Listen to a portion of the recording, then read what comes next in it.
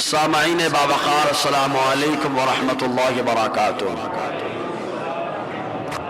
آئیے موضوع منتخب جہاد اور نظریہ اسلام، اس موضوع پر سمجھنے کی نیت سے اور سمجھانے کی نیت سے کچھ باتیں سنتے ہیں، اللہ تعالیٰ کی بارگاہ میں دعا کرتے ہوئے کہ مولا مجھے سمجھانے، آپ کو سمجھ کر دوسروں کو سمجھانے کی طاقت عطا فرمائے۔ آئیے حصول برکت کے لیے آقائے دو جہاں صلی اللہ علیہ وسلم کی بارگاہ بافیض میں بڑی عقیدت و محبت کے ساتھ ہدیہ درود و سلام پیش کریں، پڑھیں بآواز بلند صلی اللہ علیہ صلی اللہ علیہ وسلم، صلاۃ و سلام علیکہ یا سیدی یا رسول اللہ یا حبیب اللہ صلی اللہ تعالی علیہ وسلم۔ معزز سامعین کرام، قرآن کا سمجھنا ہر آدمی کے بس کی بات نہیں ہے۔ قرآن وہی سمجھتا ہے جس پر اللہ تعالیٰ کا خاص کرم ہوتا ہے۔ یہی وجہ ہے کہ قرآن کی سمجھ کے تعلق سے مصطفیٰ جان رحمت صلی اللہ علیہ وسلم نے حضرت عبداللہ ابن عباس کو دعا سے نوازا کہ اللہ میرے عبداللہ کو دین کی، قرآن کی فقاہت اور سمجھ عطا فرما۔ معلوم یہ ہوا کہ یہ ہر آدمی سمجھ لے ضروری نہیں، تبھی تو دعا کی جا رہی۔ اس کے علاوہ ابو داؤد شریف کی حدیث پاک حضرت معاذ ابن جبل رضی اللہ تعالی عنہ کو جب آقائے دو جہاں صلی اللہ علیہ وسلم نے یمن کا قاضی اور جج بنا کر کے بھیجا تو حضور صلی اللہ علیہ وسلم نے روانہ کرنے کے موقع پہ ارشاد فرمایا، یا معاذ بما تقضی، اے معاذ کس سے فیصلہ کرو گے؟ چونکہ جج ہو تم، جج کا کام بڑا نرالا ہوتا ہے، جج کا کام انصاف کا ہوتا ہے۔ جج اگر انصاف نہ کرے تو حضور صلی اللہ علیہ وسلم نے فرمایا کہ جب قاضی جو ہے انصاف کرنا چھوڑ دے تو سمجھ لو کہ قیامت قریب آ گئی ہے۔ اس لیے قاضی کا انصاف کرنا بہرحال امن و امان کے لیے بہت ضروری ہے، امن و سلامتی کے لیے بہت ضروری ہے، جج کا انصاف کرنا بہت ضروری ہے۔ تو بہرکیف حضور نے فرمایا، اے معاذ کس سے فیصلہ کرو گے؟ حضرت معاذ نے عرض کیا، کہہ سکتے تھے کہ میں کیا فیصلہ کروں گا، جو آئے گا اس کو ڈائریکٹ آپ کے پاس یمن سے مدینہ بھیج دوں گا، ڈائریکٹ بھیج سکتے تھے، لیکن دونوں کو دنیا کو سمجھانا مقصد ہے کہ مصطفیٰ کا منشا کیا ہے۔ مصطفیٰ کے منشے کو صحابہ سمجھتے ہیں، تبھی پوچھ رہے ہیں کہ آقا نے پوچھا کس سے فیصلہ کرو گے؟ حضرت معاذ عرض کرتے ہیں، کہاں جانا در در کے ٹھوکریں کھانا، ہمارے پاس اللہ کی کتاب موجود ہے، ہم قرآن مقدس سے فیصلہ کریں گے، قرآن مقدس سے فیصلہ کریں گے۔ اور قرآن نے ایک نظریہ دیا، جب بھی اختلافی بات آ جائے فَإِن تَنَازَعْتُمْ فِي شَيْءٍ فَرُدُّوهُ إِلَى اللَّهِ وَرَسُولِهِ وَأُولِي الْأَمْرِ مِنكُمْ۔ جب تم کسی معاملے میں اختلاف کر بیٹھو تو دیکھو اس معاملے کو قرآن کی کسوٹی پر، حدیث رسول کی کسوٹی پر اور فقہا کے اقوال کی کسوٹی پر۔ قرآن نے کہا ہے کسوٹی پر پرکھو، یہ مت کہو کہ پوری زندگی گزر گئی یہ مسئلہ میں نے نہیں دیکھا، یہ مت کہو کہ پوری زندگی گزر گئی یہ نہیں سیکھا، ارے یہ آپ کا میٹر ہے، ورنہ اسلام تو تمام شعبوں کو اپنے دامن میں رکھتا ہے۔ بچپن تمہارا گزر گیا، تمہارا میٹر ہے۔ کسی کو اگر التحیات یاد نہ ہو، پہلی بار یاد کرائیں تو کیا یہ چھوڑ کر کے سوچ کر کے چھوڑ دے گا کہ پہلی بار آ رہی سامنے؟ ارے اس کو تو سوچنا چاہیے مجھے التحیات یاد نہیں تھی، یاد کرانے والا مجھے یاد کرا رہا ہے۔ تو ایسے جنازے کا معاملہ ہو یا کسی اور معاملہ ہو، جب کوئی سامنے والا حوالہ دے رہا ہو حدیثوں کا حوالہ تو اسے قبول کر لینا ہمارا کام ہے۔ ہنگامہ کرنا یہ پاگلوں کا کام ہوتا ہے کہ پہلی بار ہمارے سامنے آ رہا ہے۔ ارے تم جہالت کی دنیا میں رہے تو تمہارا میٹر ہے نا، مصطفیٰ کی حدیثیں تو روشنی پھیلا رہی ہیں، مصطفیٰ کا فرمان تو روشنی پھیلا رہا ہے۔ تو آتے معاذ سے فرمائے، معاذ کس سے فیصلہ کرو گے؟ کہا سرکار قرآن سے کروں گا، قرآن سے۔ آقا فرماتے فَإِن لَمْ تَجِدْ فِيهِ، اے معاذ اگر اس میں نہ پا سکے تب آپ کہہ سکتے ہیں صحابی رسول نے قرآن میں نہیں ملے گا ان کو، ہم تو اردو ترجمہ پڑھ کے سمجھ لیتے ہیں، ہندی ترجمہ پڑھ کے سمجھ لیتے ہیں، وہ سمجھ رہے کہ نہیں آپ؟ وہ کہہ سکتے تھے نا کہ میں تو عربی ہوں، عرب میں پیدا ہوا، عرب میں پلا بڑا، آپ کی سنگت میں رہا، پھر قرآن نہیں سمجھ پاؤں گا میں، پھر قرآن کے اندر نہیں پاؤں گا میں۔ جانتے ہیں کہ مصطفیٰ کا منشا کیا ہے؟ کہ ہر آدمی قرآن کی گہرائی میں غوطہ لگائے، جوہر نکال لائے، یہ ہر آدمی کے بس کی بات نہیں ہے، ہر آدمی کے بس کی بات نہیں ہے۔ اگر نہ پایا تب کہا، نہیں پایا تو ادھر ادھر کیوں جاؤں، میرے لیے آپ کی سنت ہی کافی ہے، آپ کی سنت سے فیصلہ کروں گا۔ آقا نے فرمایا اگر اس میں بھی نہیں پایا تب، کیونکہ سنت میں بھی ہے، نہ ملے اور بات ہے، اندھوں کو کچھ نہیں ملتا، اور جس کے پاس فراست ایمانی ہوتی وہ آنکھ بند کر کے بھی حدیثوں کا حوالہ دے دیتا ہے۔ اتقوا فراست المومن میں وَإِنَّهُ يَنظُرُ بِنُورِ اللَّهِ، مومن کی فراست ایمانی سے بچو، کیونکہ جب نظر اٹھاتا ہے تو خالی آنکھ کی روشنی نہیں ہوتی ہے، بلکہ اللہ تعالیٰ کے نور سے وہ دیکھا کرتا ہے، اور جو اللہ کے نور سے دیکھتا ہے وہ سینے کے اندر بھی دیکھتا ہے، سینے کے باہر بھی دیکھتا ہے، اللہ کے نور سے دیکھتا ہے۔ تو انہوں نے عرض کیا سرکار آپ کی سنت سے فیصلہ کروں گا۔ حضور نے فرمایا اگر اس میں نہ پائے تب، انہوں نے کہا اجتہد برائی ولا آلو، بغیر کوتاہی کے میں مسئلہ نکالوں گا، اجتہاد کر کے بتاؤں گا۔ آقا خوش ہو گئے، سینے پہ ہاتھ مارا، سبحان اللہ، اور کہتے ہیں الحمدللہ الذی وفق رسول رسولہ بما یرضی رسول اللہ۔ آقا نے فرمایا تمام تعریف اس اللہ کے لیے ہے جس نے اپنے پیغمبر کے قاصد کو اس کی توفیق عطا فرمائی، جس کے اللہ کا رسول پسند کرتا ہے۔ سمجھ رہے کہ نہیں؟ تو قرآن، ہر آدمی قرآن کی گہرائی میں چلا جائے ضروری نہیں ہے، اس لیے قرآن سمجھنے سے پہلے قرآن پہ اعتراض کرنا یہ احمقوں کا کام ہے، بے وقوفوں کا کام ہے، کیونکہ جب تک آپ نہیں سمجھے تو آپ کی سمجھ کا فیل ہے، ورنہ قرآن تو اندھیروں سے نکال کر اجالے میں ڈال دیتا ہے، اندھیروں سے نکالتا اجالوں میں ڈال دیتا، یہ قرآن کی عظمت ہے۔ تو اب تم نے قرآن کی آیتوں پہ اعتراض کیا اور اپنے آپ کو لگاتے ہو نام۔ ایک بات اور سمجھا دوں، رضوی لگانے سے کوئی رضا والا ہو جائے ضروری نہیں ہے، رضوی لگانے سے کوئی رضا والا ہو جائے ضروری نہیں، معلوم کس نسبت سے وہ لگاتا ہے۔ وہ تو جو 14 امام حدیث میں جن کا تذکرہ موجود ہے، ان میں سے امام علی رضا، ان کی نسبت سے رافضی کہتا ہے ہم لوگ لگاتے ہیں۔ اگر تم لوگ لگاتے تو خدا کی قسم جو اس امام کا عقیدہ تھا وہی عقیدہ دنیا کو تم بتاتے ہوئے نظر آتے، وہی بتاتے ہیں، لیکن امام رضا نے جو لگایا وہ بریلی کا تاجدار لگا رہا ہے، اور جو جام انہوں نے پلایا وہی بریلی کا جام پلا رہا بریلی کا تاجدار۔ سمجھ رہے کہ نہیں آپ؟ تو رضوی لگانے والا سنی ہو ضروری نہیں ہے، سنی بھی ہو سکتا ہے۔ سمجھ رہے کہ نہیں آپ؟ اللہ تعالیٰ سمجھنے کی توفیق عطا فرمائے۔ تو اعتراض کیا قرآن کی آیت پر، آج نہیں ہے، 1400 سال پہلے سے اعتراض ہو رہا ہے۔ ہاں اپنے گھر سے بنا کے لائے نکال دو، اپنے گھر سے بنا کے لائے یہ کر دو، اپنے گھر سے بنا کے لائے نہیں مانیں گے، تو نہیں مانے گا دوسرا تو مانے گا۔ یہی ہوا جن کے پاس قرآن پڑھا گیا، اللہ نے جس سے چاہا نیک بخت روحوں کو ایمان عطا فرما دیا، لیکن نالائق وہی کے وہی رہ گئے، مکے میں تھے لیکن وہی رہ گئے، اور جو روم کا تھا وہ روم کا سردار بن گیا۔ صہیب رومی حدیث پاک میں روم کا سردار ہے، جو فارس کا تھا فارسیوں کا سردار بن گیا، جس سے سلمان فارسی کہا گیا۔ دور سے لوگ قرآن کے فیضان سے مالا مال ہوتے رہے، تو قرآن پہ اعتراض ہر دور میں رہا، تب جہاد پہ اعتراض کیا، اور الحمدللہ اپنا سلسلہ چل پڑا ہے۔ 26 آیتوں کی وضاحت بھی چل رہی ہے، پہلی آیت کی تفسیر ہوئی ہے، یوٹیوب پہ موجود بھی ہے، سنیں انشاءاللہ ایمان تازہ ہو جائے گا۔ پہلے اب آئیے درود پاک پڑھیں، پھر جہاد کے معنی بتاتے ہیں، جہاد کتنے معنی میں قرآن میں استعمال ہوا ہے۔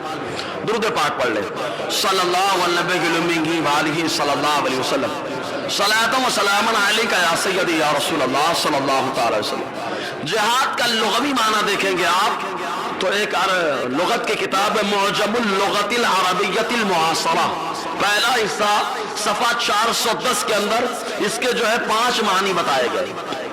جہاد کے کتنے معنی بتائے گئے؟ کتنے؟ یاد رکھو، ضرورت پڑے گی پیارے، ہر جگہ مصباحی آئے ضروری نہیں ہے، ہر جگہ آپ کو بھی سنیت کو سنبھالنا ہے، اسلام کی تعلیمات کی حفاظت آپ کو بھی کرنی ہے، اور کیسے کریں گے؟ جب علم ہوگا، اور جب علم نہیں ہوگا تو سنی بولتے رہیں گے لیکن ایمان کا سودا ہوتا رہے گا، اس لیے علم ہونا ضروری ہے۔ صحیح اور غلط کی تمیز کرنا بہت ضروری ہے پیارے، غلط کہہ رہا ہوں کہ صحیح کہہ رہا ہوں؟ بولے آپ، صحیح کہہ رہا ہوں کہ نہیں؟ اگر علم نہیں ہوگا تو اسی لیے آقا علیہ السلام نے فرمایا صحیح غلط کی تمیز کرنے کے لیے پہلی آیت آئی ہے تو اللہ نے فرمایا محبوب آپ پڑھو. محبوب کو کیا پڑھانا تھا؟ محبوب سے خطاب ہے، اصل محبوب کی امت کو پڑھانا تھا. خطاب محبوب سے ہے، محبوب کی امت کو پڑھانا تھا. ہے محبوب کا معاملہ تو یہ پیدا ہوئے تو امت کو یاد کیا ہے. ان کو تو معلوم ہے سب صحیح کیا ہے غلط کیا ہے. محبوب کے ذریعے سے امت کو پڑھانا تھا کہ پڑھائی ایسی چیز ہے کہ صحیح غلط کے درمیان تمیز کر لیتا ہے آدمی، کیا صحیح ہے کیا غلط ہے. اس لیے پڑھائی کی بڑی اہمیت ہے. تو اب جہاد کا لغوی معنی اس کتاب کے اندر 5 معنی بیان کیے گئے. پہلا معنی جہاد کا باب مفعلت سے اس کا معنی ہوتا ہے کوشش کرنا. کیا کرنا؟ زور سے بولو. اب کوشش یہ عام معنی ہوا، آپ کمانے کی کوشش کرتے ہیں، نماز کے لیے کوشش کرتے ہیں، جو غلط ہے اس کو سدھارنے کی کوشش کرتے ہیں، جو نشہ کرتا ہے اس کو نشہ چھڑانے کی کوشش کرتے ہیں، جو اپنے گھر میں مار پیٹ کرتا ہے اس کو مار پیٹ چھڑانے کی کوشش کرتے ہیں. تو یہ لغوی اعتبار سے جہاد کے معنی ہوتا ہے کوشش کرنا، اور اکیلے نہیں. یہ باب مفعلت سے جس کی معنت ہے، جس کی خاصیت آپس میں مل جل کر، مطلب کوشش کرنا اکیلے نہیں، سب لوگ مل کر کوشش کریں. معاشرے میں جو خامی ہے اس خامی کو دور کرنے کی کوشش کرنا، یہ بھی تو جہاد ہے. اس کو بھی جہاد کہا جاتا ہے. تو لغوی معنی کوشش کرنا. پہلا معنی کیا ہوا؟ کوشش کرنا. یاد کرنا ہونا تو یہ چاہیے ہم لوگ ڈائری لے کر کے لکھ لیں. نہیں لکھتے تو کم سے کم بعد میں ہم سے ڈائری لے کر کے اتار لیں حوالے. آپ جو اسکول کے طلباء ہیں، مدرسے کے طلباء ہیں، ان کے لیے بڑا فائدہ ہے. جی دوسرا معنی بتایا گیا جہاد لنشر المعرفہ، معرفت کو پھیلانے کی کوشش کرنا. معرفت پھیلانے کی کیا کرنا؟ کوشش کرنا. کہا معرفت کس کی؟ کہا معرفت کا معنی تھا پہچان. کہا کس کی پہچان پھیلانے کی کوشش کرنا؟ کہا اللہ کی پہچان. میرے غیر نواز نے یہی تو کیا، میرے غوث پاک نے یہی تو کیا کہ جہاں پر لوگ اللہ کو نہیں پہچان پا رہے تو اس ہندوستان میں غیر نواز کو آقا علیہ السلام نے بھیجا، کہا جاؤ کوشش کرو اللہ کی معرفت کو عام کر دو. ایسا عام کیا کہ ہم جیسا غلام منبر پر بیٹھ کر اللہ کی باتیں کر رہا ہے. ایسا عام کیا، ایسا عام کیا، ہر چھوٹا بڑا سب اللہ تعالیٰ کی معرفت حاصل کر چکا ہے. جی تو 2 معنی، ایک معنی کوشش کرنا، دوسرا لغوی معنی کیا ہے؟ اللہ کی معرفت کی کوشش کرنا. تیسرا معنی جاہد العدو، دشمن کا مقابلہ کرنا. کافحہ، دشمن کا مقابلہ کرنا. ہر آدمی دشمن کا مقابلہ کرتا ہے. دشمن کا مقابلہ کبھی کبھی نظریاتی مقابلہ ہوتا ہے، نظریاتی مقابلہ ہوتا ہے، اور کبھی کبھی کیا ہوتا ہے؟ زبانی مقابلہ ہوتا ہے، کبھی کبھی علمی مقابلہ ہوتا ہے، کبھی کبھی کرداری مقابلہ ہوتا ہے، کبھی کبھی اولاد کا مقابلہ ہوتا ہے. ہر اعتبار سے مقابلہ ہوتا ہے. تو دشمن کا مقابلہ مسلمان کرے تو کیسے کرے؟ علم میں اعلیٰ ہو جائے. دشمن کا مقابلہ کرے کردار میں اعلیٰ ہو جائے. دشمن کا مقابلہ کرے اخلاق میں اعلیٰ ہو جائے. دشمن کا مقابلہ کرے عبادتوں میں اعلیٰ ہو جائے. تب جا کر کے بندہ جو ہے شکست نہیں کھاتا، اللہ اسے کامیابی عطا فرماتا ہے. صحابہ کرام نے تو ہر چیز میں جو ہے مات دی ہے غیروں کو. علم میں بھی مات دی، کردار میں مات دی، اور اخلاق میں مات دی، گفتار میں مات دی. ہر طریقے سے غیروں کو شکست عطا فرمائی. اسی لیے اللہ تعالیٰ نے اسلام کو غلبہ عطا فرمایا. صبر رہے کہ نہیں آپ؟ 2 چیزیں ہوں گے. تیسری چیز جاہد فی سبیل اللہ، اللہ کی راہ میں کوشش کرنا. اللہ کی راہ میں کہاں؟ مسجد بنانا. زور سے بولو یار، اللہ کی راہ ہے کہ نہیں؟ اچھا خالی بنا لینا کہ مسجد کو آباد کرنا، بنا کر کے آباد رکھنا، یہ بھی اللہ کی راہ میں کوشش کرنا ہے کہ نہیں؟ ارے ایمان سے بڑا مجاہد کون ہو سکتا ہے یار؟ زور سے بولو نا یار. امام سے بڑا مجاہد کون ہو سکتا ہے؟ مبلغ سے بڑا مجاہد کون ہو سکتا ہے؟ داعی سے بڑا مجاہد کون ہو سکتا ہے کہ وہ راہ خدا میں محنت کرتا ہے؟ معلوم حضور صلی اللہ علیہ وسلم نے فرمایا کہ جب بندہ اللہ کی راہ میں علم حاصل کرنے کے لیے راستہ چلتا ہے تو بظاہر وہ راستہ چل رہا ہے، لیکن اللہ تعالیٰ جنت کے راستے کو آسان فرما دیتا ہے. جنت کے راستے کو آسان فرماتا ہے. لیکن کچھ لوگ جنت کے راستے سے روکتے بھی ہیں. تو سمجھ لینا روکنے والا ابلیس کا. اب آگے کیا وہ سمجھ جاتے ہیں آپ. جی تو 3 معنی ہو گئے. پہلا معنی کوشش کرنا، دوسرا معنی معرفت الہی کو پہچان پھیلانے کی کوشش کرنا، تیسرا معنی کیا؟ دشمن سے ہر طریقے سے مقابلہ کرنا، چوتھا معنی راہ خدا میں مقابلہ کرنا. پانچواں معنی اپنے آپ سے مقابلہ کرنا. مجاہدۃ النفس, اپنے آپ سے مقابلہ کرنا. کہاں نفس بولتا ہے کیا کرو گے نماز پڑھنے کی, نفس بولتا ہے کیا کرو گے روزہ رکھ کے, نفس بولتا ہے کہ کیا کرو گے داڑھی رکھ کے, رکھ لو گے تو کوئی پسند نہیں کرے گا. نفس بولتا ہے کیا کرو گے سنت پڑھ کر کے, نفس بولتا ہے اچھے بن کے کیا کرو گے, کیا ملے گا. نفس یہ بولتا ہے تو نفس کے خلاف کھڑے ہو جاؤ. نفس نے کہا نماز نہیں پڑھنا, پڑھیں گے نماز, نفس کو توڑو. نفس کہتا ہے نہیں رکھنا روزہ, رکھو روزہ, نفس کو توڑو. نفس نے کہا کہ داڑھی نہیں رکھنا تب ہینڈسم لگیں گے, تو نفس کو بول داڑھی رکھ کر کے ہم مصطفیٰ کی سنت پہ عمل کریں گے.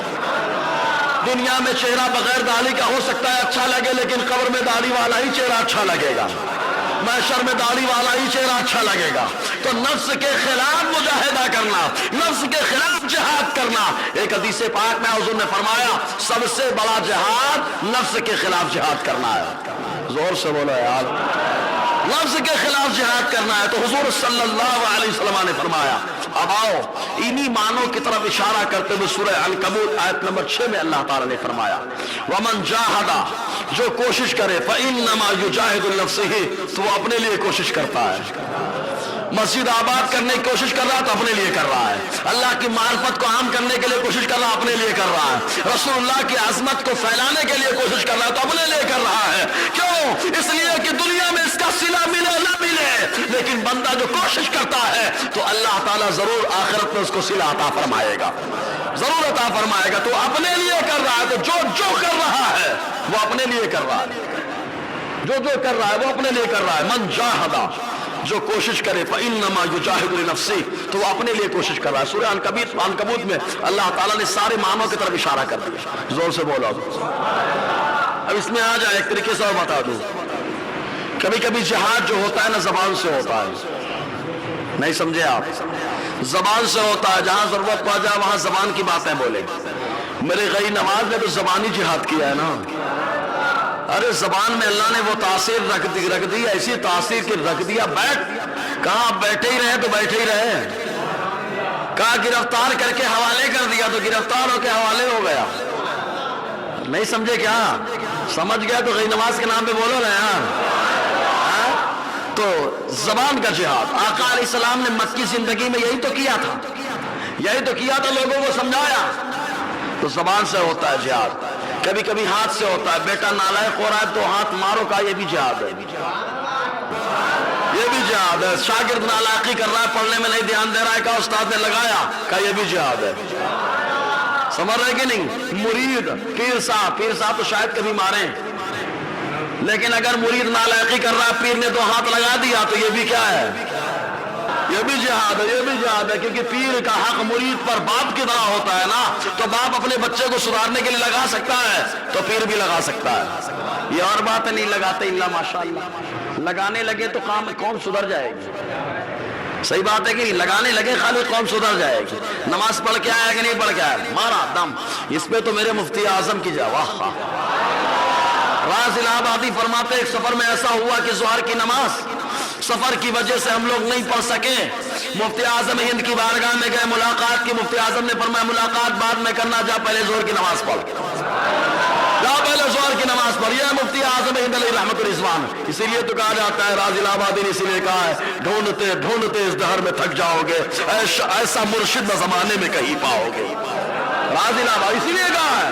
تو مفتی اعظم ہند علیہ رحمت بہت ایسے ہوتے ہیں پیر جی کہ مرید کی خامی کو پہلے چل دور کر کیا خامی. سبحان اللہ.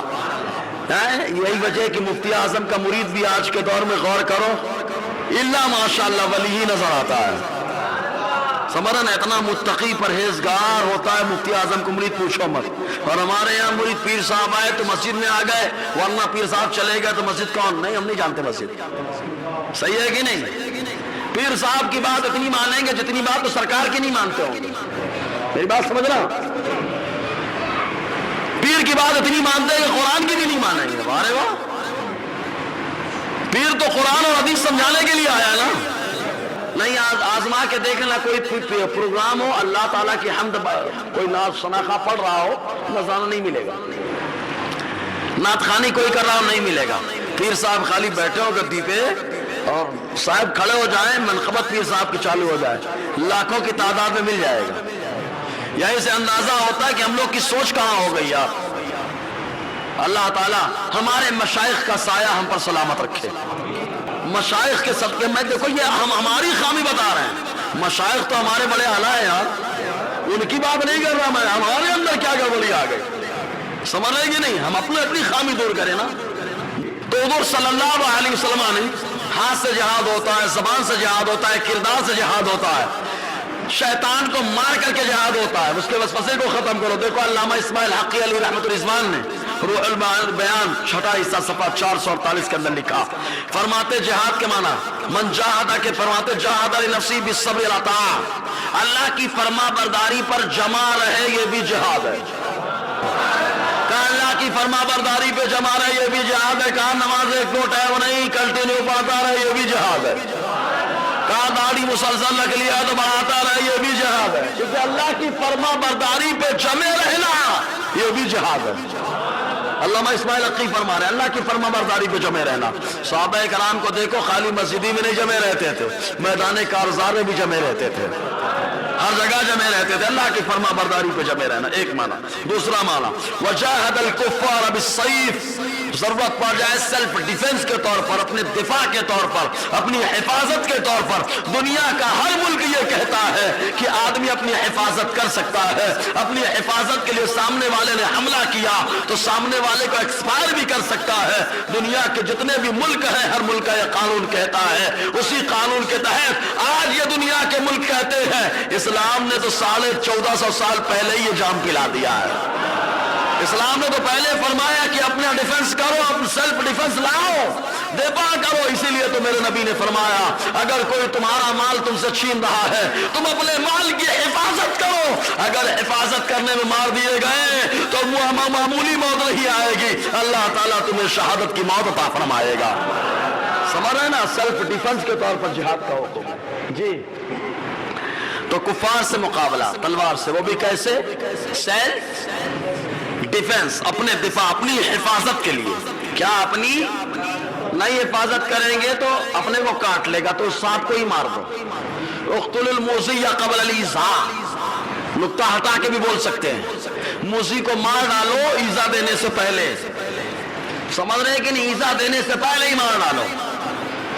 تیسرا معنی وجاہد الشیطان بدفع وساوسہ، شیطان کے جو وسوسے ان وسوسوں کو ختم کر دینا یہ بھی جہاد ہے۔ ارے بہت سلو بولتے ہیں آپ، شیطان کے وسوسے بول دو۔ شیطان نے ہمارے یہاں سوال ہوتا ہے نماز پڑھتے ہیں طرح طرح کے وسوسے آتے ہیں، حضرات سنیت میں لوگ اعتراض کرتے ہیں وسوسے آتے ہیں، ارے تو علم حاصل کرو سارے وسوسے بھاگ جائیں گے۔ ارے ہم لوگ تو قبر پہ ہی بھگا دیتے ہیں، نیچے والے کو بھی اوپر والے کو بھی، کہتے ہیں اذان دونوں بھاگتا ہے، وہاں کبھی وہاں کبھی دونوں بھاگتے ہیں، سمجھے کہ نہیں جی؟ اور شیطان کبھی اذان سے خوش نہیں ہوتا، شیطان کبھی اذان سے خوش نہیں ہوتا، لیکن انسان ہے کہ وہ بیدار بھی نہیں ہوتا۔ انسان تو وہی ہو سکتا ہے جو اذان پہ بیدار ہو جائے، اور جس کو اذان سے تکلیف ہو جائے وہ انسان کی کیٹیگری کا نہیں ہے، کیونکہ پہلی اذان انسان کو زمین پہ بسانے کے لیے ہوئی ہے۔ آ گئے آدم علیہ السلام زمین پر، پہلی اذان ہو رہی تو بسانے کے لیے ہو رہی ہے نا، پھنسانے کے لیے نہیں ہو رہی ہے۔ اذان تو بچانے کے لیے، پھنسانے کے لیے نہیں ہے۔ اور پہلی بار زمین پر آئے تو اذان ہے، پہلی بار زمین کے اندر گئے تو بھی اذان ہے، زمین پہ آئے تو اذان، زمین میں گئے تو اذان، اور محشر میں گئے تو بھی اذان۔ سمجھے کہ نہیں؟ حدیثیں اس پر ہیں، ورنہ وہ کہے گا کہ یار بری زندگی گزر گئی، مجھے میرے سامنے تو مسئلے آئے نہیں، پاگل تیری مسئلہ ہے نا، تیرا مسئلہ ہے، سارا علم تیرے پاس آ گیا کیا ہے؟ امام اعظم سے پوچھا گیا دہر کے بارے میں کیا ہے حقیقت دہر، فرماتے لا میں نہیں جانتا، میں نہیں جانتا۔ علی فرماتے ہیں کہ اگر کسی کو کوئی مسئلہ نہ معلوم ہو تو بولے میں نہیں جانتا، یہ بھی علم ہے، کیونکہ یہ وہی کہے گا جس کے پاس علم ہوگا، جس کے پاس علم نہیں ہوگا تو ہر مسئلہ بتائے گا، چاہے وہ گھر سے بتائے چاہے در سے بتائے، ہر مسئلہ بتائے گا۔ ہمارے یہی ہو گیا ہے، اللہ خیر کرے جی۔ اب اسی معنی کی طرف اشارہ کرتے ہوئے اللہ تعالیٰ نے سورہ عنکبوت آیت نمبر 69 کے اندر فرمایا والذین جاہدوا فینا لنہدینہم سبلنا، ارے جو ہمارے بارے میں کوشش کرے، ہمارے تعلق سے غور و فکر کرے، شیطان کے وسوسوں کو بھگائے، ہٹائے، ختم کرے، اللہ فرماتا ہے اس سے میں اپنی راہ دے دیتا ہوں، اپنا راستہ اللہ تعالیٰ چلا دیتا ہے، اللہ ہدایت دیتا ہے تو راستہ چلاتا ہے۔ اور نہیں یقین آتا ہے تو مصطفیٰ سے پوچھو، مصطفیٰ نے اللہ کے بارے میں اتنی جہاد کیا، اتنا مجاہدہ کیا، اتنا مجاہدہ کیا، اللہ نے اپنے راستے پہ چلایا تو معراج میں اپنا جلوہ دکھایا۔ سمجھ میں آیا نا؟ یہ ہے جی۔ اب اسی طریقے سے علامہ اسماعیل حقی علیہ رحمۃ الرضوان نے اسی کی شرح کر اس آیت کی شرح میں کہا روح البیان کے اندر صفحہ 493، ابھی دیکھو خالی معنی پہ چل رہا ہے۔ آپ بتا سکتے ہیں یار ایک ہی معنی میں نہیں آتا کہ ہر جگہ وہی لے کے گھومتے رہو، یہ کے لیے بھی آتا ہے، یہ کے لیے بھی آتا ہے، سمجھے کہ نہیں؟ کردار کے لیے بھی آتا ہے، جہاد کے معنی ہے، صحیح ہے کہ نہیں؟ سب آپ کو معلوم ہوگا تو آپ بتا سکیں گے نا، ورنہ تو اردو ترجمہ پڑھ کے لوگ مفسر اعظم بنے بیٹھے ہیں۔ اردو ترجمہ پڑھ لیے، سمجھ لیے کہ محقق وقت ہو گئے۔ پیارے قرآن کی تفسیر کرنے کے لیے 54 علوم درکار ہے۔ کتنے علوم؟ زور سے بولو نا، 54 علوم۔ یہاں تو اردو زبان مکمل آتی نہیں ہے، اردو پڑھ کر کے مفسر اعظم بنا بیٹھا ہے۔ اور اب ایسا آدمی تو اعتراض کرے گا نا قرآن پہ، قرآن پہ تو اعتراض کرے گا نا۔ جس آدمی کو سمجھتا نہیں وہ اعتراض کرتا ہے، اور جس کو سمجھ جاتا ہے وہ سبحان اللہ کی صدائیں لگاتا ہے۔ صحیح بات ہے نا؟ اس نے اعتراض کیا کہ ہم کو 26 آیتیں نہیں سمجھ میں آتی، نکالی جائے۔ ان نالائقوں نے کہا شب برات نہیں سمجھ میں آتا، سمجھ میں آئے کہ نہیں؟ نالائقوں نے کہا سلام نہیں سمجھ میں آتا، ان نالائقوں نے کہا کہ یہ نہیں سمجھ میں آتا، فاتحہ نکالا جائے۔ ارے نالائقوں، تم کو نہیں سمجھ میں آتا تو جس کو سمجھ میں آتا اس سے آگے سمجھ لو نا۔ تم کو نہیں سمجھ میں آتا تو جس کو آتا وہ سمجھا دیتا۔ سمجھ میں آ رہا کہ نہیں آ رہا؟ تو ایک بار اور ہاں، اس کو 26 نہیں سمجھ میں، 26 کسی کو سمجھ میں آتا ہی نہیں، کسی کو نہیں سمجھ میں آتا۔ 26 امام احمد رضا کا عدد ہے، ان کے عرس کی نسبت سے، ان کے عرس کی نسبت سے، سمجھے کہ نہیں؟ تو یہ سمجھ میں کسی کو آتا ہی نہیں ہے، اور جس کو آتا ہے وہ کہیں اور جاتا ہی نہیں، جس کو آتا ہے وہ کہیں جاتا نہیں ہے۔ جس کو سمجھ میں نہیں آتا، امام احمد رضا کی باتیں ان کو سمجھ میں نہیں آتی، وہ کبھی قرآن پہ اعتراض کرتا ہے، کبھی حدیث پہ اعتراض کرتا ہے، کبھی فقہ پر اعتراض کرتا ہے۔ اس نالائق کو یہ نہیں معلوم ہے کہ امام احمد رضا نے اپنے گھر سے کچھ نہیں کہا ہے، امام احمد رضا نے جو پیغام دیا ہے سب مصطفیٰ کے در سے عطا فرمایا ہے، سب مصطفیٰ کے در سے عطا فرمایا۔ یہ وجہ سوچو جب امام احمد رضا غلام حدیث پہ حدیث پیش کر رہا ہے تو یہ غلام، ادنا سے غلام کا معاملہ تو سوچو، امام کا ادنا سے غلام، سمجھ میں آیا کہ نہیں جی؟ تو اب آئیے علامہ اسماعیل حقی فرماتے روح البیان کے اندر 6واں حصہ صفحہ 497 فرماتے فارسی سنیں، دری موضع سے منزل است، یہاں پر 3 مقام ہیں، ایک جہاد اندر باطن، ہوائے نفس۔ فرماتے ایک جہاد اندر ہوتا ہے آدمی کے، ہر آدمی کے اندر، اور وہ نفس کی خواہش ہے، اس سے جہاد کرنا ہے، نفس جو کہتا ہے اس کو ختم کریں۔ نمبر 2 دیگر جہاد بظاہر، اور ایک جہاد جو ہوتا ہے ظاہر میں ہوتا ہے وہ ہے دین کے دشمنوں سے جہاد۔ اب یہ دین سے دشمنوں کو سمجھ لیں، دشمن کئی طریقے کے ہوتے ہیں، ایک مرتد ہوتا ہے، ایمان لانے کے بعد پھر گیا، مرتد ہوتا ہے، ایک منافق ہوتا ہے، ایک مجاہر ہوتا ہے۔ ساروں سے مقابلہ کرنا یہ جہاد ہے، ہم لوگ ساروں سے مقابلہ کر رہے ہیں، سمجھے کہ نہیں؟ وہ والا، یہ والا، سب والا، سمجھے نا؟ بس خالی ایک چل رہا ہے، وہ احمد رضا کا غلام، وہ آقا علیہ السلام کا ادنا سا خادم، آقا علیہ السلام کی عظمت کا پہرے دار، سمجھے نا؟ 2 تیسرا معنی کہتے ہیں دیگر اجتہاد باقامت حجت و طلب حق و کشف شبہت باشد، اور تیسرا جہاد جو ہوتا ہے دلیل قائم کرنا۔ زور سے بولو نا یار، ہر چیز پہ دلیل قائم ہو رہی کہ نہیں؟ ہاں، ہر چیز پہ دلیل قائم ہو رہی ہے، ہر چیز پہ دلیل قائم ہو رہی۔ ایک پاگل آیا بہت پہلے صدر اللہ فاضل علیہ رحمہ کے دور میں، اس نے اعتراض کیا کہ قرآن تو کہتا ہے کسی کو بھی اڑا دو، کسی کو بھی ختم کر دو، کہا یہ امن اور سلامتی تو ہے نہیں، یہ تو فتنہ و فساد ہے۔ تو آپ نے فرمایا سنو، جس ملک میں تم رہتے ہو اس ملک کے قانون کو ماننا یہ اصل ہے، کیونکہ اس ملک کا تم کھاتے ہو، اس ملک میں تم رہتے ہو اس ملک کی زمین کا استعمال کرتے ہو تو سنو، ساری زمین کا مالک تو میرا مولا ہے، سارے آسمان کا مالک میرا مولا ہے، اور ساری دنیا میں جو بھی انسان بستے ہیں سب میرے مولا کا دیا ہوا کھاتے ہیں۔ تو جو اللہ کے قانون کو نہیں مانے گا،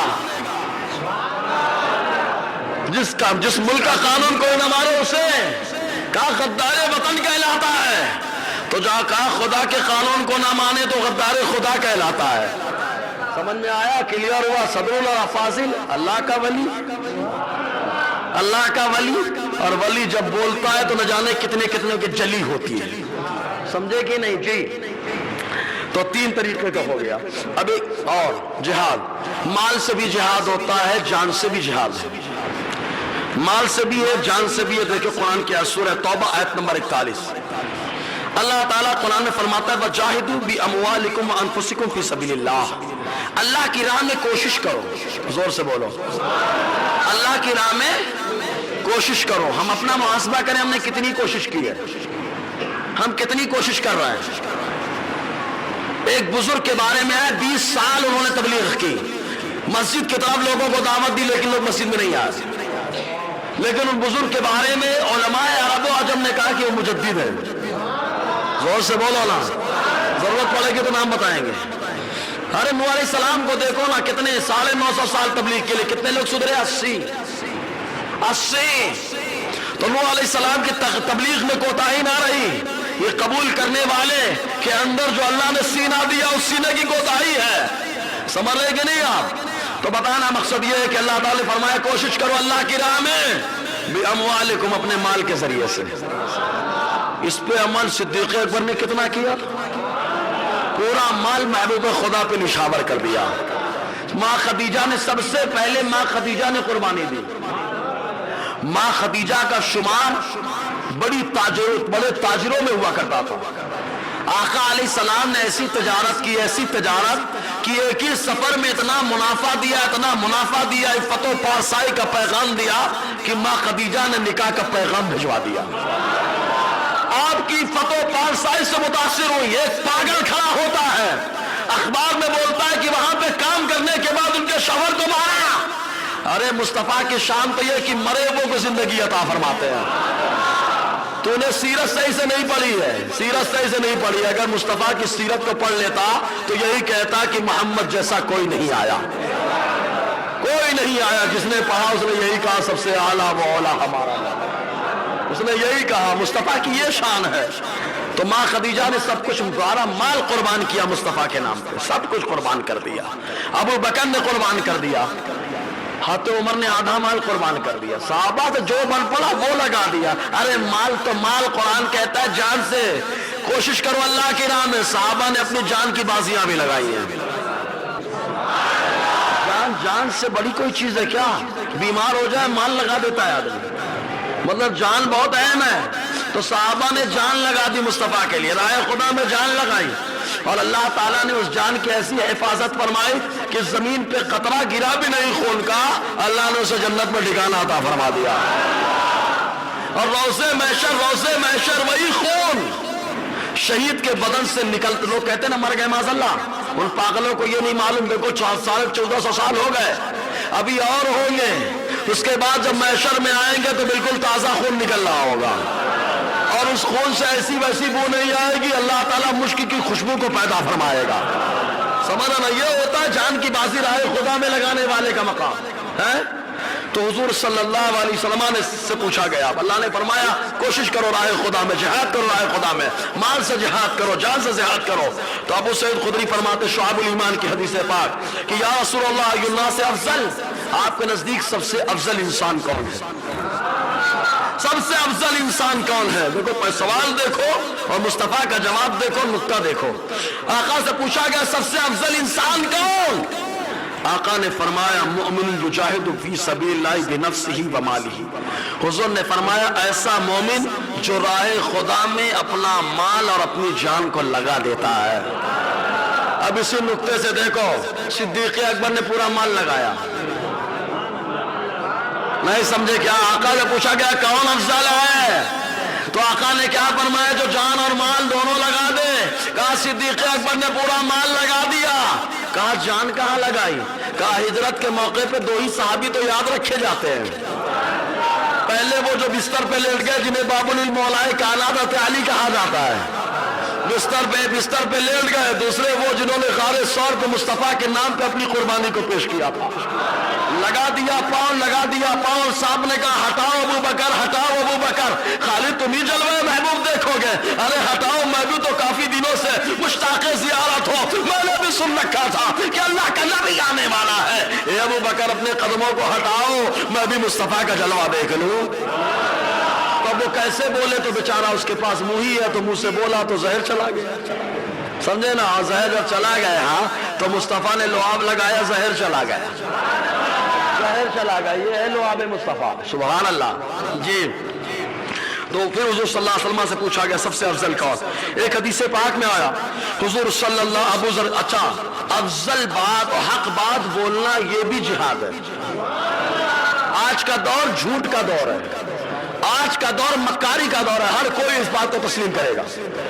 آقا علیہ السلام نے فرمایا بخاری شریف کی حدیث پاک، ایک دور آئے گا کہ سچے کو جھوٹا کہا جائے گا، جھوٹے کو سچا کہا جائے گا، نیک بخت کو بدبخت کہا جائے گا، بدبخت کو نیک بخت کہا جائے گا۔ آقا نے فرمایا مصطفیٰ کا فرمان کبھی جھوٹا نہیں ہوتا، ہمارا ایمان ہے اس پر جھوٹا نہیں ہوتا۔ تو آج یہی ہو رہا ہے، جو سچا ہے اسے جھوٹا کہا جاتا ہے اور جو جھوٹا ہے اسے سچا کہا جاتا ہے۔ جھوٹ پھیلانے کے لیے دلیل کی ضرورت نہیں ہوتی ہے آج کے دور میں، آج کے دور میں سچ بتانے کے لیے دلیل کی ضرورت پڑتی ہے، یہ حالت ہو گئی ہے ہماری۔ تو حضور صلی اللہ علیہ وسلم نے ایسے موقع پہ ایک جہاد کا حکم دیا، ایک جہاد کا، کون سا؟ ابو امامہ باہلی فرماتے ہیں مسند امام احمد بن حنبل کی حدیث پاک، وہ فرماتے ہیں کہ ایک شخص آتا رجل رسول اللہ صلی اللہ علیہ وسلم وهو يرمي الجمرہ، ایک شخص آقا کی بارگاہ میں آئے اور حضور صلی اللہ علیہ وسلم رمی جمرات کر رہے تھے، شیطان کو کنکری مار رہے تھے۔ 3 جگہ کنکری ماری جاتی ہے نا، کتنی جگہ ماری جاتی ہے؟ 3 جگہ۔ پہلی جگہ کنکری مار رہے تھے، آئے اور آنے کے بعد انہوں نے کہا یا رسول اللہ، کیا بات ہے یار، یا رسول اللہ، مشکل ہے تبھی تو پکار رہے ہیں یا رسول اللہ، مشکل ہے تبھی تو پکار رہے ہیں یا رسول اللہ۔ ای الجہاد احب الی اللہ عز وجل، اللہ کی بارگاہ میں کون سا جہاد افضل ہے؟ تب اچھا کون سا جہاد بتا رہے ہیں؟ اس بات کی دلیل ہے کہ جہاد بہت سارے معنی میں آتا ہے، سمجھے نا؟ اگر ایک ہی معنی میں آتا جیسے کہ پاگل نے سمجھ لیا، لکھنؤ کا رہنے والا نالائق ناپاک وجود، مردود خبیث الباطل، ناہنجار جس کو جینے کا بھی حق نہیں، اسلام کے نقطۂ نظر سے مباح الدم ہو چکا، کیفر کردار پہنچانے والا بھی ثواب پائے گا۔ اس نالائق نے خالی ایک معنی لیا، لیکن صحابی دیکھو پوچھ رہے ہیں ای الجہاد احب الی اللہ، اللہ کی بارگاہ میں کون سا جہاد بڑا پیارا ہے؟ کون سا جہاد بڑا پیارا ہے؟ کیونکہ بہت سارے معنوں میں جہاد استعمال ہوتا ہے، تو کون سا پیارا ہے؟ فسکت عنہ، حضور خاموش رہے، آقا علیہ السلام خاموش، خاموشی سے دوسرے جمرے پہ آئے، دوسری جگہ کنکری مارنے لگے، حضور کنکری مار رہے ہیں، میں تیرے ہاتھوں کو صدقے۔ کیسی کنکریاں تھی وہ جن سے اتنے کافروں کا دفعتاً منہ پھر گیا۔ مصطفیٰ نے کنکری ماری یہاں پر نہیں، ہجرت کے موقع پر کنکری ماری تو رب فرماتا ہے محبوب وما رمیت اذ رمیت ولکن اللہ رمی، اے محبوب کنکری آپ کی ہاتھوں سے گئی تھے تو آپ نے نہیں پھینکی ہے، بلکہ اللہ تعالیٰ نے ان کنکریوں کو پھینک دیا ہے۔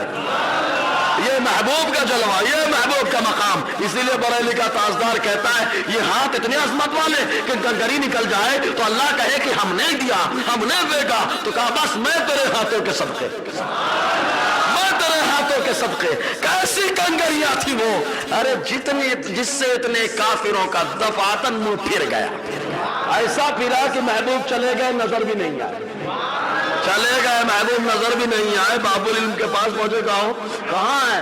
کہا تمہارے سامنے سے تو گئے ہیں، تمہارے سامنے سے تو گئے ہیں۔ تو مصطفیٰ سب کو نظر نہیں آتے، جس کو نظر آتے وہ علی کا غلام ہوتا ہے، جس کو نظر آتے وہ علی کا غلام ہوتا ہے۔ پھر بھی بولتے خواب خواب خواب، ارے خواب تو خالی ایمان والوں کو ہی نظر آتا ہے، بے ایمان تو آقا پہ خالی حدیثیں گڑھ کے پیش کر سکتا ہے۔ جی حضور نے پھر کنکر مارا، پھر آ گیا دوسرے موقع، پھر کہا ای الجہاد احب الی اللہ، کون سا جہاد اللہ کی بارگاہ میں افضل ہے؟ پھر حضور خاموش رہے، یہ پاگل ہوتے تو کہتے مصطفیٰ کو نہیں معلوم، ہم نہیں پوچھیں گے، جا رہے ہیں۔ لیکن صحابی یہ جانتے ہیں مصطفیٰ خاموش ہے تو اس میں حکمت ہے، اس میں حکمت ہے، خاموشی میں حکمت ہے۔ کیا سوال کا جواب ہر وقت نہیں دیا جاتا، جب دینا ہے تب دیا جاتا ہے۔ ہمارے یہاں تو چلتے پھرتے مسئلہ پوچھا جاتا ہے، ہوٹلوں میں بیٹھ جاؤ دار الفتہ چل گیا، کوئی بھی مفتی بیٹھ گیا وہاں پر، نہ اس کو مدرسے میں پڑھنے کی ضرورت ہے، نہ اس کو ادھر ادھر جانے کی ضرورت ہے، نہ قرآن صحیح پڑھ سکتا ہے، نہ نماز کا سلیقہ طریقہ معلوم ہے، لیکن مفتی وقت سے کم نہیں ہے، بیٹھا ہے دار پہ فتوا دے رہا۔ قیامت کے دن اللہ فرماتا، اللہ کے رسول فرماتے ہیں من افتى بغیر علم لعنہ اللہ، جس نے بغیر علم فتوا دیا اس پر اللہ کی لعنت۔ کیا سمجھ رہے ہیں آپ؟ الٹے سیدھے مسئلے بتا کر کے آپ لوگتے قوم میں اچھے بن جائیں گے؟ ارے لوگوں میں تو اچھے بن سکتے ہیں لیکن اللہ کی بارگاہ میں نہیں ہو سکتے، اللہ کے رسول کی بارگاہ میں نہیں ہو سکتے۔ آقا نے فرمایا اتخذ الناس رؤوسا جہالا فافتوا بغیر علم فضلوا واضلوا۔ آقا نے فرمایا لوگ جاہلوں کو اپنا پیشوا اور مفتی بنا لیں گے، وہ نالائق فتوا کے لگ دے گا، خود گمراہ ہوگا دوسروں کو گمراہ کرے گا۔ آج یہی ہو رہا ہے، ہوٹلوں میں بیٹھ کر کے دارالفتہ چل رہے ہیں۔ اب ان ہوٹلوں کے دارالفتوں کا نام کیا دیا جائے معلوم نہیں، کچھ سمجھ رہے کہ نہیں؟ اللہ تعالیٰ ہمیں سمجھنے کی توفیق عطا فرمائے۔ اچھا جو لوگ فتوا دیتے ہیں جب طلاق کا معاملہ آتا ہے تو بھاگ کے مفتی کے پاس آتے ہیں، کچھ سمجھے؟ مطلب ان کو بھی معلوم ہے مفتی نہیں ہے مفتی ہیں، ان کو بھی احساس ہے، اللہ تعالیٰ سمجھنے کی توفیق دے۔ آقا علیہ السلام خاموش، پھر تیسرے جمرے پہنچے، کنکر مارنے لگے، پھر آ گئے اور آنے کے بعد عرض کیا یا رسول اللہ ای الجہاد احب الی اللہ، اے اللہ کے نبی صلی اللہ علیہ وسلم کون سا جہاد اللہ کو زیادہ پسند ہے؟ آقا نے فرمایا کلمۃ حق تقال لامام جائر۔ آقا نے فرمایا جو ظالم پیشوا رہنما ہو اس کے خلاف حق بات بول دی جائے، یہ سب سے بڑا جہاد ہے، سب سے بڑا جہاد ہے۔ امام احمد رضا کسی سے نہیں چمے، مفتی اعظم نے سب سے بڑا جہاد کیا، مفتی اعظم نے سب سے بڑا جہاد کیا، نسبندی کا حرام، سب سے بڑا جہاد، جو ناجائز ظالم و جابر پیشوا ہو لیڈر ہو اس کے خلاف حق بات بول دی جائے۔ آقا نے فرمایا اللہ کو سب سے زیادہ پسند ہے یہ جہاد۔ اب منبر رسول پر بیٹھ کر کے اگر یہ بھی نہیں کر سکتے تو بیٹھنے کا حق بھی نہیں ہے، سمجھ رہے نا؟ بیٹھنے کا حق بھی نہیں، کہ حق نہیں بول سکتے تو بولنے کا حق بھی نہیں ہے، ورنہ روضہ محشر مصطفیٰ کو کیا منہ دکھائیں گے؟ تو آقا نے فرمایا افضل جہاد یہ ہے کہ حق بول دیا جائے۔ بول دو یار، کبھی کبھی لوگ بولتے مصباحی بہت کڑک بول دیتا ہے، کیا کریں؟ منبر پہ آپ نے بٹھایا، اب منبر رسول کا کچھ تو حق بنتا ہے نا، ہم آپ کا منہ دیکھیں کہ مصطفیٰ کا منہ دکھائیں گے، سمجھ رہے کہ نہیں؟ لوگ سمجھتے ہیں کہ ہمارے حساب سے فتوا دیتے، ہمارے اعتبار سے چلے، ہم نہیں چل پائیں گے پیارے آپ کے حساب سے، کیونکہ 9 سال ہم اس بات کے استعداد سے پڑے ہیں کہ پڑھائی ہم نے کی ہے اس لیے کہ اللہ کا رسول راضی ہو جائے، ہم بولیں گے وہی کہ اللہ کے رسول راضی ہو جائے، دنیا مخالفہ ہونے دو، دنیا مخالفت کرے گی 60 سال 70 سال، لیکن محبوب خدا راضی ہو گئے تو قبر میں ہو جائے گا استقبال، سمجھو نا؟ محبوب خدا کو راضی کرو، جس کو راضی کرنا ہے محبوب خدا کو، وہ حق سنے گا خوش ہو جائے گا، اور جو دنیا کو خوش کرنا چاہتا ہے اس کا میٹر ہے، اس کا میٹر ہے۔ آقا نے فرمایا اسی لیے میرا امام کہتا ہے بیر شبلی شیر حق دنیا کے کتوں سے بچا، ایک کالک عبد واحد بیریا کے واسطے۔ تو یہاں کتا جب بولا جاتا ہے لوگ ٹینشن لیتے ہیں ہمارے بارے میں بول رہے ہیں، ارے یار تم کو تو بولا بھی نہیں گیا، تم کتا اپنے آپ کو سمجھتے ہو کیا؟ تو بولے سنی لوگ دعا کرتے ہیں نا فجر میں سلام کے بعد، تو بولے ہم ہی کو بول دیتے ہیں۔ ابے پاگل آدمی، تیرا علم کم ہے، امام نے ہمارے کیا کہا؟ دنیا کے کتے، یہی کہا ہے نا؟ کیا کہا ہے؟ زور سے بولو، کیا کہا؟ دنیا کے کتے۔ دنیا کا کتا ہوتا کون ہے؟ آؤ ہتھیلی سے پوچھتے ہیں، آؤ بابو العلم سے پوچھتے ہیں، حلیت الاولیاء، اور ان پاگلوں کو یہ سب حدیثیں ملتی ہی نہیں ہے، مل جائے تو معاملہ کلیئر ہو جائے۔ حلیت مطالعہ کیا ہے ان کا؟ 3-4 کتابوں میں محدود، 3-4 کتابوں تک محدود، بس اتنی کتابیں، گھوم پھر کے زندگی تمہاری 7-12 بس، کچھ سمجھ میں آیا؟ یہ 3 کتابیں بس، وہ کتاب نام نہیں بتاؤں کون کون کتابیں، سمجھ گئے ہوں گے آپ، 2-3 کتابیں بس بات۔ لیکن امام احمد رضا نے کہا یہ 3-4 کتابوں ہی پہ ہمارا ایمان نہیں ہے، ہمارا ایمان تو وہ جو مصطفیٰ پہ اترا ہے۔ حلیت الاولیاء معاویہ کے اندر حضرت علی کرم اللہ وجہ الکریم فرماتے کہ مصطفیٰ نے فرمایا الدنیا جیفۃ وطلابها کلاب، دنیا مردار ہے، مرا ہوا جانور ہے، اور دنیا کا طلب کرنے والا دنیا کا کتا ہے۔ دنیا کا طلب کرنے والا کون ہے؟ دنیا کا کتا کون ہے؟ دنیا کا کتا کون؟ اب اگر ہم دعا کریں بہر شبلی شیر حق، بہر شبلی شیر حق، تو جو دنیا کا کتا اسے خراب لگے ہمیں کوئی مسئلہ نہیں۔ ہمارے نبی نے جسے دنیا کا کتا کہا تو اسے دنیا کا کتا کہنا یہ ہمارے نبی کی سنت کریمہ ہے کا طریقہ۔ الحمدللہ ہم اپنے نبی کی سنت پہ چلنے والے ہیں۔ جو دنیا کا کتا اس کا میٹر ہے، تو حضور صلی اللہ علیہ وسلم نے فرمایا جو لیڈر ہے، پیشوا ہے، رہنما ہے، قائد ہے، رائد ہے، اس کے سامنے جو ظلم کر رہا ہے اس کے سامنے حق بات بول دینا یہ سب سے بڑا جہاد ہے۔ ایک دوسری حدیث پاک میں، یہ حدیث پاک ترمذی کے اندر موجود ہے، حضور صلی اللہ علیہ وسلم خدری رضی اللہ تعالیٰ بیان فرماتے ہیں کہ حضور صلی اللہ علیہ وسلم سے پوچھا گیا، آقا علیہ السلام نے فرمایا کہ پوچھا گیا تو کیا ان من اعظم الجہاد کلمۃ عدل عند سلطان جائر، آقا علیہ السلام نے فرمایا سب سے عظیم جہاد جو ظالم بادشاہ ہے اس کے سامنے حق بات بول دی جائے، حق بات بول دی جائے، سب سے بڑا جہاد ہے، سب سے بڑا جہاد ہے۔ تو جب غلط کا ماحول بن رہا ہو، ظلم کا ماحول بن رہا ہو، شریعت کی پامالی ہو رہی ہو، ایسے موقع پر جو ڈٹ کر حق بولتا ہے مصطفیٰ جان رحمت کی بارگاہ میں سب سے بڑا مجاہد ہوتا ہے، سب سے بڑا مجاہد ہوتا ہے۔ آقا نے فرمایا، سمجھ رہے کہ نہیں، حق بولنا۔ اب آپ ایک موقع پر اور آئے تو معلوم کیا ہوا، حق بولنا بھی جہاد ہے کہ نہیں۔ اب یہ پاگل سمجھتا ہی نہیں ہے، بولا نہیں اس سے جھگڑا ہو رہا ہے، اور اب حق بولنے جھگڑا ہوتا ہے کہیں، اگر ہوتا ہے تو بڑا مسئلہ ہو جائے گا۔ تو نے کیوں بولا پھر؟ تیرے حساب میں تو صحیح بولنا نا، اس کے حساب سے صحیح بولنا نا، اس کے حساب سے سمجھ رہے کہ نہیں، ہر آدمی اپنے حساب سے صحیح ہوتا ہے، تو تیرے حساب سے صحیح ہے تو پھر ہنگامہ کیوں کر رہا ہے تو؟ کچھ سمجھ رہے کہ نہیں آپ؟ جی معاشہ صدیقہ، ایک اور جہاد دیکھو، ایک اور جہاد، الحمدللہ یہ کتنا افضل جہاد آقا نے فرمایا۔ معاشہ صدیقہ فرماتی ہیں قالت یا رسول اللہ نر الجہاد افضل العمل افلا نجاہد، معاشہ صدیقہ فرماتی یا رسول اللہ ہم سمجھتے ہیں کہ جہاد سب سے افضل کام ہے تو ہم کیوں نہ جہاد کریں۔ حضور نے فرمایا ہاں جہاد تو افضل ہے، ولیکن افضل جہاد حج مبرور، افضل جہاد مقبول حج کرنا ہے، مقبول حج کر لینا یہ افضل جہاد ہے۔ تو دیکھو جہاد کا معنی ایک یہ بھی ہوتا ہے کہ مقبول حج بندہ کر لے، مقبول حج کر لینا یہ بھی افضل جہاد ہے۔ تو جہاد کے بہت سارے معنی ہیں، ایک ہی معنی کو لے کر کے ہنگامہ کرنا سوائے بے وقوفی اور حماقت کے کچھ نہیں ہے۔ اب آؤ اس کے علاوہ ایک موقع اور آیا، ایک صحابی حضور کی بارگاہ میں، دیکھو یہ بھی جہاد، میرے خیال سے ہر بیٹا اپنے ماں باپ کے لیے جہاد کرتا ہے، زور سے بولو یار۔ دیکھو کیا بخاری شریف کی حدیث پاک ہے، عبداللہ ابن عمرو رضی اللہ تعالیٰ عنہ فرماتے کہ جاء رجل الى نبی صلی اللہ علیہ وسلم، ایک شخص حضور کی بارگاہ میں آئے، فاستأذنه فی الجہاد، انہوں نے اجازت چاہی کہ مجھے جہاد میں جانے کی اجازت دے دو۔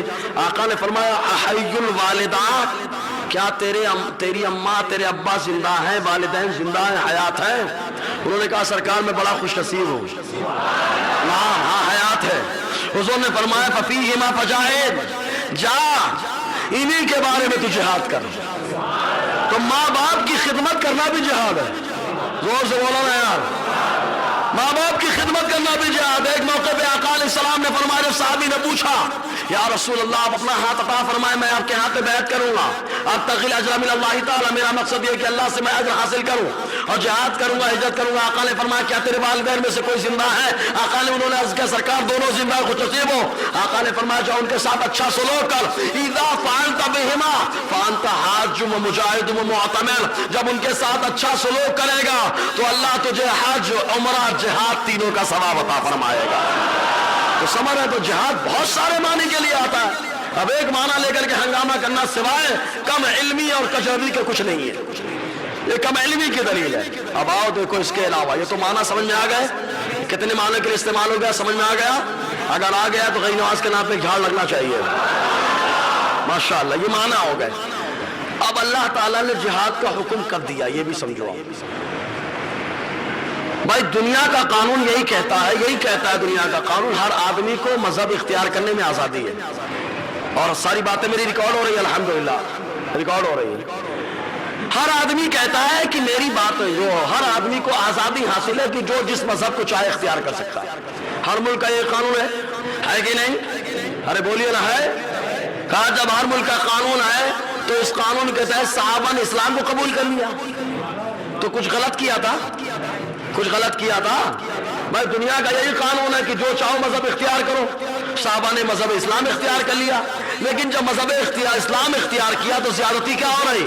حضرت سمیہ کو جو ہے مارا جا رہا ہے، حضرت عمار کو مارا جا رہا ہے، حضرت خباب کے اوپر ظلم ہو رہا ہے، حضرت بلال کے اوپر ظلم و تشدد کے پہاڑ توڑے جا رہے ہیں، حضرت بلال کے گردن میں رسی ڈال کر کے بچوں کے حوالے کر دیا جاتا ہے، تپتی ہوئی ریت میں آپ کو چھوڑ دیا جاتا ہے، دھکالے کا پیریڈ، گرمی کا زمانہ، نیچے اوپر سے گرم، حضرت بلال کی زبان پہ بس خالی ہے کہ کلمہ احد اللہ ایک ہے، اللہ ایک ہے، اللہ ایک ہے۔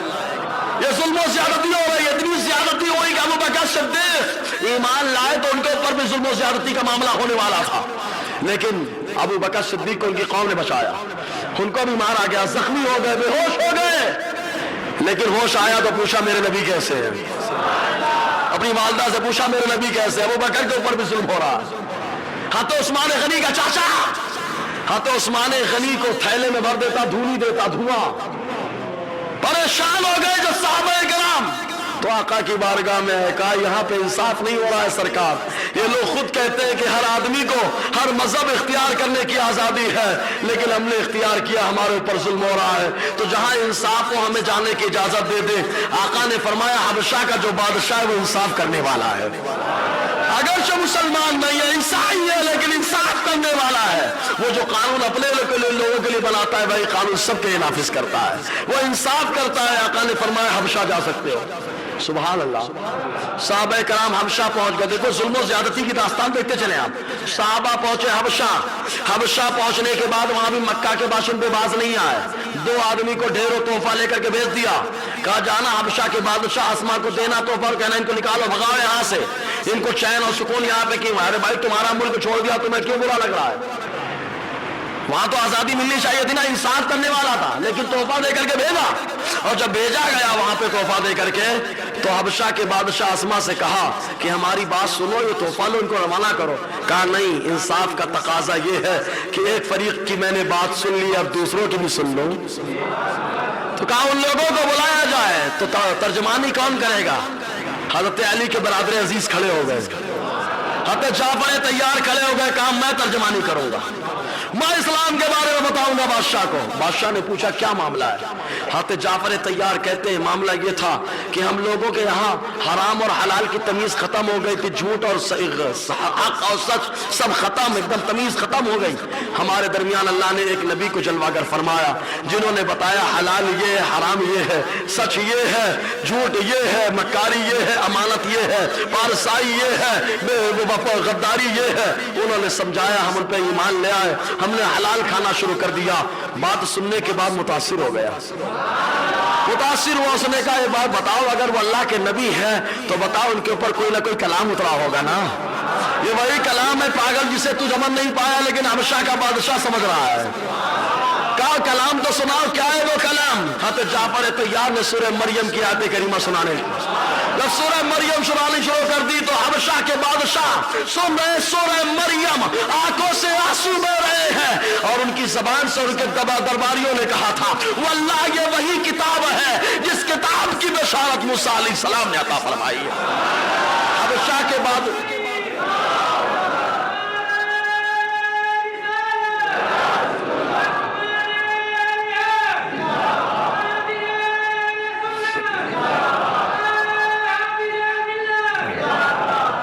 چونکہ وقت مختصر ہے سے جلدی جلدی بتا رہا ہوں میں، تو وہاں پہ معاملہ کیا ہوا؟ تو حبشہ کے بادشاہ کا ایک جملہ بڑا پیارا تاریخ میں لکھا گیا جملہ، کہ کہا گیا کہ یہ وہی نبی ہے جن کی آمد کی بشارت عیسیٰ علیہ السلام نے دی ہے، اور انہوں نے بعد میں اسلام قبول کیا، حضور نے نماز پڑھائی۔ ماں فرماتی ہیں عائشہ صدیقہ مدینے میں رہ کر ہم حبشہ میں ان کی قبر کے اوپر آسمان سے نور اترتا ہوا دیکھتے رہتے تھے، وہ چاہتے تو اپنے ضمیر کو بیچ دیتے، خمیر کو بیچ دیتے، لیکن بتایا کہ زندہ وہی ہوتا ہے جو انصاف کرتا ہے، عدل کرتا ہے۔ انہوں نے رہنے دیا، تحفہ واپس کر دیا، ظلم نہیں کیا کہ پیسہ لے کے 26 آیتوں پہ اعتراض کر دیا جائے، اپنے ضمیر کو بیچ کر کے اعتراض کر دیا جائے۔ انصاف کیا، اس نے بھگایا مکہ کے باشندوں کو، مسلمان آباد ہوئے۔ اس کے بعد پھر مسلمان تھوڑا بڑے مکے میں، پھر تکلیف چالو، مدینہ بھیجا گیا۔ مدینے کو مصطفیٰ نے جلوہ بار فرمایا،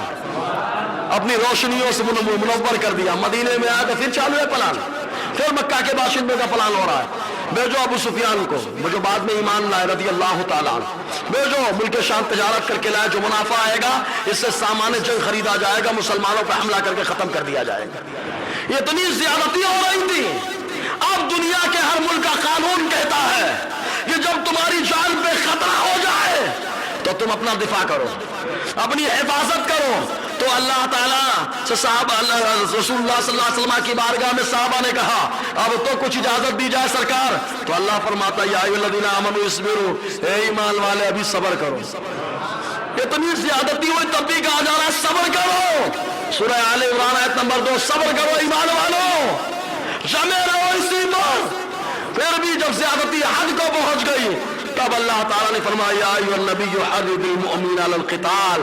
اب یہ لوگ مانیں گے نہیں، مکہ کے باشندے، اب یہ تو زیادتی پہ زیادتی کر رہے، گھر بار چھوڑوا دیا، مال اولاد چھوڑوا دیے، وطن سے بے وطن کر دیا، گھر سے بے گھر کر دیا ہے، کبھی حبشہ میں کبھی مدینے میں، لیکن چین کہیں نہیں لینے دیا۔ اب تو جان کے نالے پڑ گئے ہیں، لہٰذا تم اپنے دفاع میں کھڑے ہو جاؤ۔